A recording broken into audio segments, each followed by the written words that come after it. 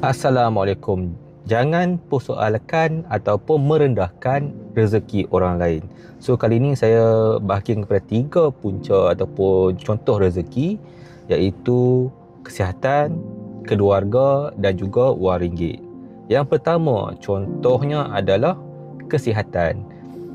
Kalau kawan kita ada yang sakit, jangan kita persoalkan ataupun merendahkan apa yang dia sakit. Contoh, ada kawan kita yang perlu dialisis, yang sakit buah pinggang.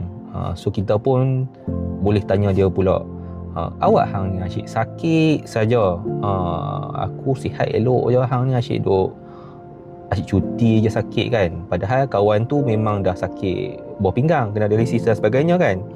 So kita jangan bangga-bangga ataupun merendahkan dia, bangga-bangga dengan diri sendiri kata kita sihat, sebab sakit tu boleh datang dengan bila-bila masa saja. Kita hari ni sihat, esok lusa tak tahu lagi.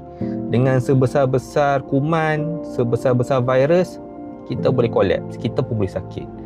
Ataupun kita pun tak tahu bila kita kekal sihat ni, ada hari mungkin kita akan sakit juga, walaupun kita cuba elak kan. So jangan sesekali mempersoalkan kesihatan orang lain.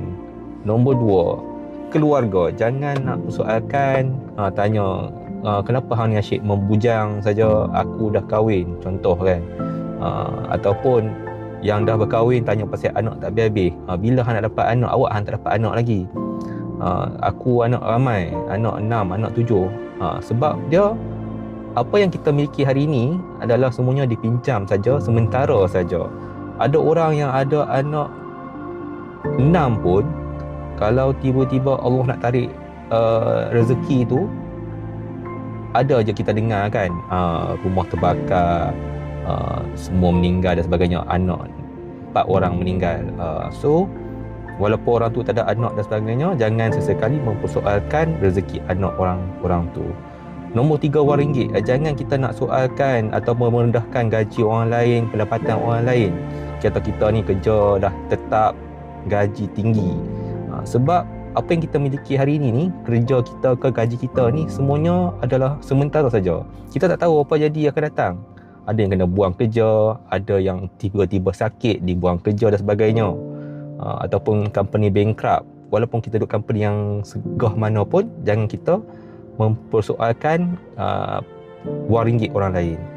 So saya nak simpulkan, kita jangan sesekali nak merendahkan atau mempersoalkan rezeki orang lain. Kita bersyukur, itu dah lebih baik daripada kita mempersoalkan rezeki orang lain.